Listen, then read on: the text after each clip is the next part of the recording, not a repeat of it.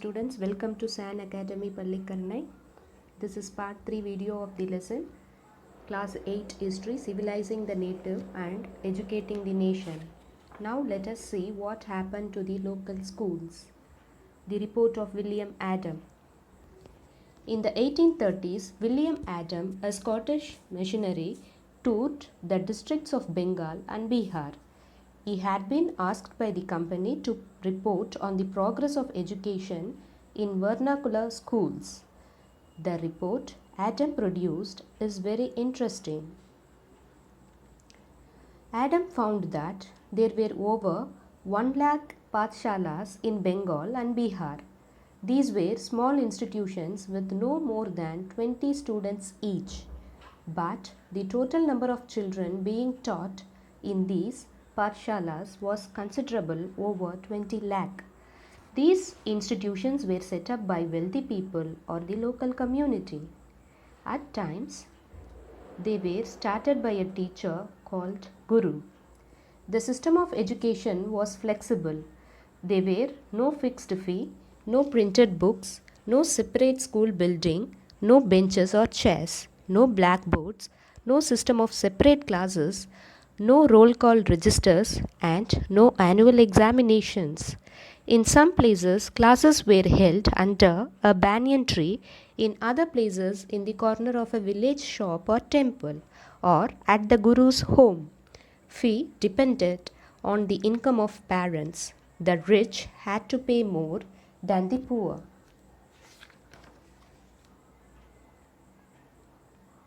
Now let us see the new routines and the new rules imposed by the British government.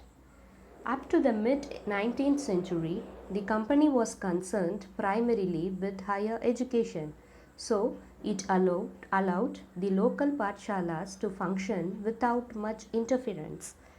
But after 1854, the company decided to improve the system of education.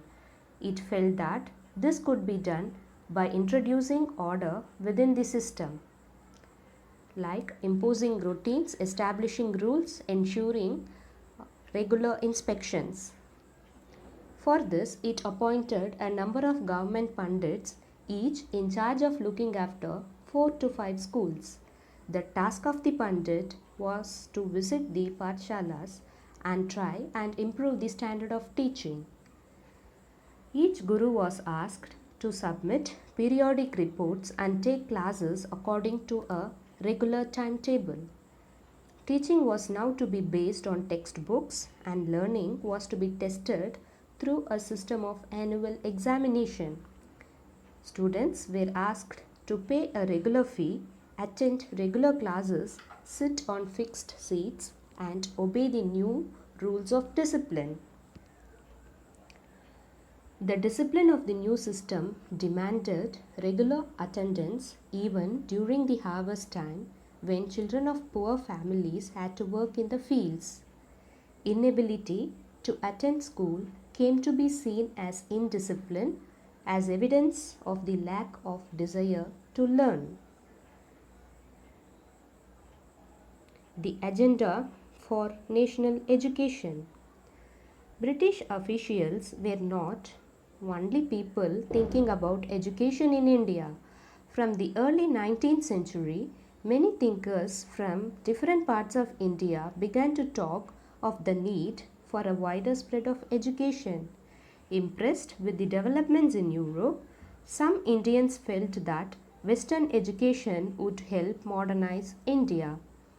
They urged the British to open more schools, colleges, and universities and spend more money on education.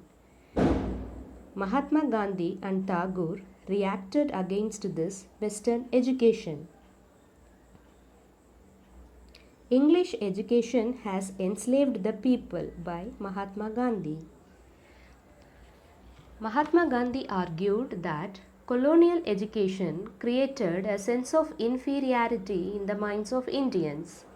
It made them see Western civilization as superior and destroyed the pride they had in their own culture.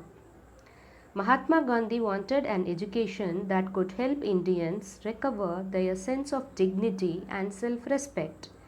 Mahatma Gandhi strongly felt that Indian languages ought to be the medium of teaching. He argued that education ought to develop a person's mind and soul. Literacy or simple learning to read and write by itself did not count as education.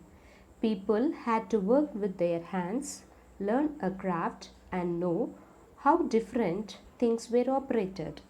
This would develop their mind and their capacity to understand. Now let us see about Tagore's Abode of Peace. Rabindranath Tagore started the institution in 1901. As a child, Tagore hated going to school. The school appeared like a prison, for he could never do what he felt like doing. The experience of his school days in Calcutta shaped Tagore's ideas of education. On growing up, he wanted to set up a school where the child was happy, where he could be free and creative, where he was able to explore his own thoughts and desires.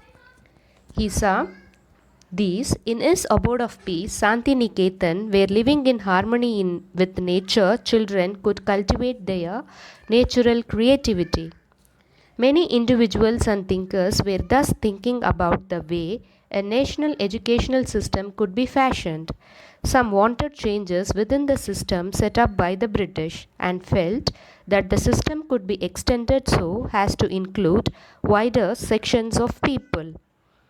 The debate about what this national education ought to be continued till after independence. Thank you, students. Have a nice day.